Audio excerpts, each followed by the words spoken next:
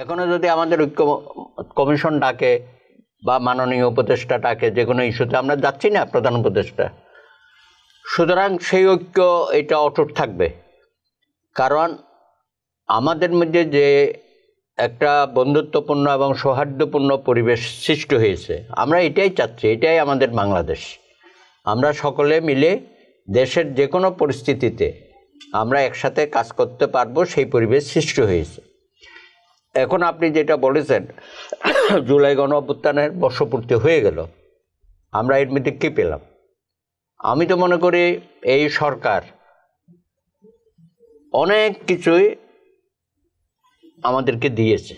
কারণ উনি যে অবস্থার মধ্যে এই রাষ্ট্রটা পেয়েছে, হাসিনা যেভাবে সমস্ত প্রতিষ্ঠানগুলোকে নষ্ট করেছে, ধ্বংস করেছে, আর্থিক খাতটাকেও পুরা নষ্ট করে দিয়েছে, সেই জায়গায় দাঁড়িয়ে তারা এই পর্যন্ত যা করেছে তাদের অনেক সফলতা আছে। এবং গত 5 তারিখে আপনি দেখেছেন একটা জুলাই ঘোষণাপত্র দেওয়া হয়েছে, এটার মধ্যে অনেক ত্রুটি বিচ্যুতি আছে। তারপরেও আমি মনে করি শেষ পর্যন্ত আমরা একটা জুলাই ঘোষণাপত্র দিতে পেরেছি।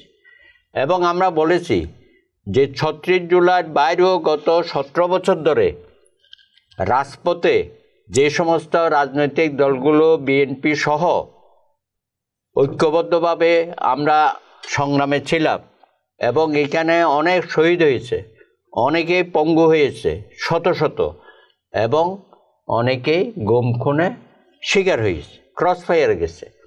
আজকে তাদেরকেও তো ভুললে চলবে না।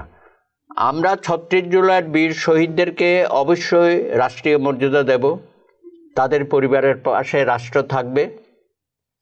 আহত জুলাই যোদ্ধা যারা আছেন, অনেকের হাত পা নাই, চোখ নাই, তাদের পাশেও রাষ্ট্র থাকবে, সহযোগিতা করবে।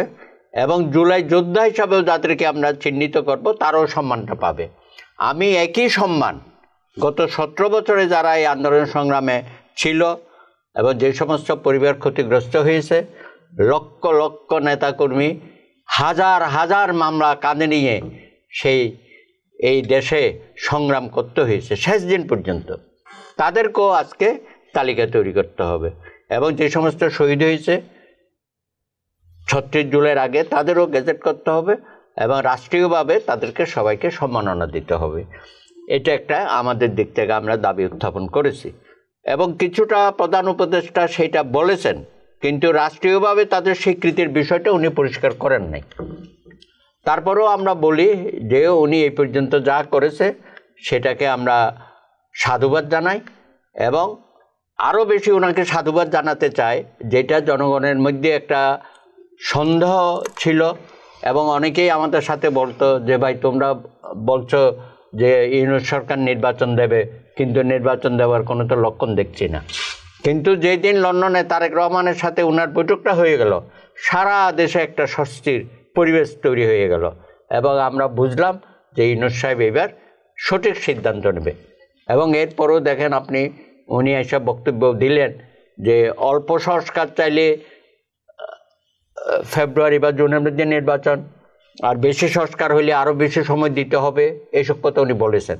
আমরা তখনও বলেছি যে সব কিছু সংস্কারের দায়িত্ব তো আপনার নেওয়ার দরকার না। আপনি একটা অন্তর্বর্তীকালীন সরকার, আপনি কয় মাস থাকবেন, 1 বছর না 1.5 বছর থাকবেন, সেটার সময় নির্ধারণ করা উচিত, আমরা সবসময় বলেছি। তো তারপরে যাই হোক, শেষ পর্যন্ত আমরা দেখলাম যে এই উপদেষ্টা মণ্ডলীর কথাবার্তাও কিছুটা সংযত হয়েছে, এবং শেষ পর্যন্ত উনি জাতির উদ্দেশ্যে যে ভাষণ দিয়েছে সেখানে মোটামুটিভাবে ফেব্রুয়ারি মাসের, অর্থাৎ রমজানের আগে ফেব্রুয়ারির 2য় সপ্তাহের মধ্যে নির্বাচন অনুষ্ঠানের একটা ইঙ্গিত দিয়েছেন। এবং একইভাবে উনি যেটা বলেছেন ভাষণে, পরের দিন আমরা দেখলাম নির্বাচন কমিশনের কাছে একটা চিঠি দিয়েছে নির্বাচনের রোড ম্যাপ ঘোষণা করার জন্য। তো সব কিছু তো পজিটিভলি এগুচ্ছে, এবং সকল দলগুলো তো আমরা গত 17 বছর নির্বাচনের জন্য, গণতন্ত্র পুনরুদ্ধারের জন্য, জনগণের মৌলিক মানবাধিকারের জন্য লড়াই সংগ্রাম করলাম। এত আত্মত্যাগ 36 জুলাইতে আমাদের যে তরুণ সমাজ, শ্রমিক শ্রেণী, রিক্সাওয়ালা, আমাদের নারী সমাজ, তারা যেভাবে আন্দোলন সংগ্রামে ছিল, এখানেও তো মৌলিক মানবাধিকারের প্রশ্ন আছে, একটা গণতান্ত্রিক পরিবেশ, মানবিক বাংলাদেশ প্রতিষ্ঠা করার। তো সেই জায়গায় তো আমাদের মধ্যে কোনো দ্বিমত নেই।